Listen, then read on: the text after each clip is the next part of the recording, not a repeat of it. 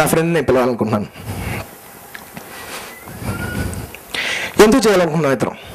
Number 1, అందరూ అంటుంటారు తెలుగు సినిమాలో అందరికి ఈగో ఎక్కువ అండి, ఇద్దరు హీరోలు కలిసి చేయలేరు, అది ఇది సౌత్ ఇండియాలో చేయలేరు.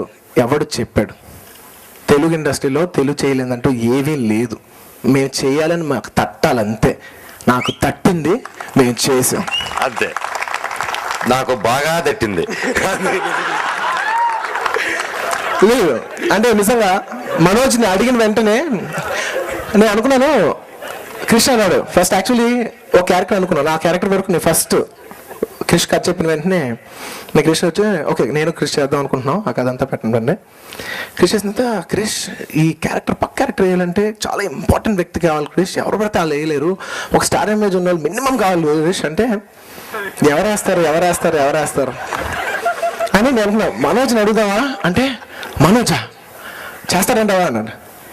అంటే నాకు మనోజ్ పర్సనల్గా బాగా తెలుసు, నేను అడిగి ట్రై చేస్తాను అని నేను మనోజ్ దగ్గరికి వెళ్ళి అడిగా, బాబాయ్ కృష్ణ నేను అంటే కృష్ణ ఒకవేళ అడిగేసేమో డౌట్ వచ్చింది.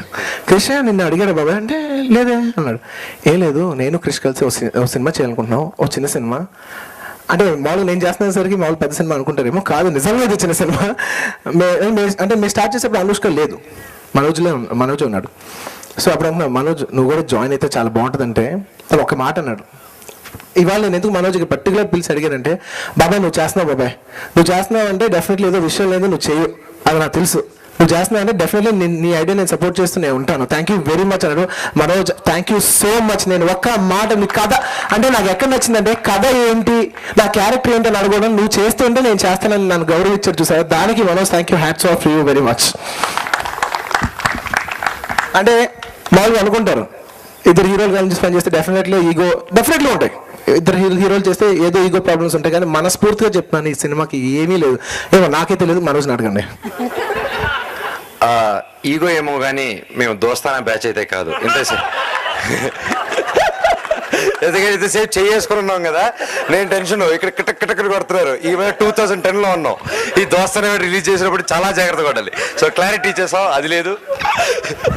అంటే నేను అంతమంది అమ్మాయిల మధ్యలో కూర్చుంటాను కాబట్టి నన్ను ఎవరు అలా అనుకోరు. ఎనీవేస్ అలా ఒక్కొక్కరి గురించి చాలా చెప్తూ వెళ్తే ఇది చెప్పాడు. కానీ ఏంటంటే ఆ రోజు ఎక్కడికి వెళ్తా అంటే జిమ్లో పరిగిస్తూ ఉంటే వెనకాల గోకాడు. చూస్తే ఎవరబ్బా అని చూస్తే బన్నీ. ఏంటి బాబాయ్ అంటే క్రిష్ కలిసాడా అన్నాడు. నేను ఇంత రహస్యంగా అడుగుతున్నా, లేడు ఏం బాబాయ్ అంటే నేను వాడు ఒక చిన్న స్క్రిప్ట్ చేస్తున్నావు, అది నువ్వు చేస్తే బాగుంటుంది, వాడు వచ్చి మాట్లాడతాడు, నువ్వు విను అన్నాడు. నువ్వు చేస్తున్నావు కదా చేసేద్దాం, దాంట్లో ఏముంది బాబాయ్. సరే క్రిష్తో మాట్లాడుతుంటే ఆ రోజు ఈవినింగ్ క్రిష్ ఫోన్ చేశాడు. అంతకుముందే క్రిష్ ఫోన్ చేశాడు నాతో మాట్లాడాలని, కానీ ఏం మాట్లాడాలో తెలియలేదు. ఈవినింగ్ వచ్చి క్రిష్ ఎక్కడ జాగర్లో ఏముడిలే కమ్ హియర్ జాగర్లో ముడి sorry Krrish is one man show అందులో డౌటే లేదు. మేమందరం క్రిష్ ఐడియాకి సపోర్ట్ చేసి వచ్చేవాళ్ళం. క్రిష్కున్న ఒక ఐడియా తను ఒకరోజు నా కాఫీ డేస్లో చెప్పాడు, ఇంత కాదా క్రిష్ ఇంత మంచి కథ చేస్తున్నావు, నువ్వు ఒక్కడ ఎంత చేస్తున్నావు, నీకు ఎంతో హెల్ప్ కావాలి, దీన్ని నీ ఐడియానే ఇంత గొప్ప ఐడియానే అక్కడ పెట్టాలనుకుంటున్నావు అని చెప్పి మేము అందరూ ఆడాం.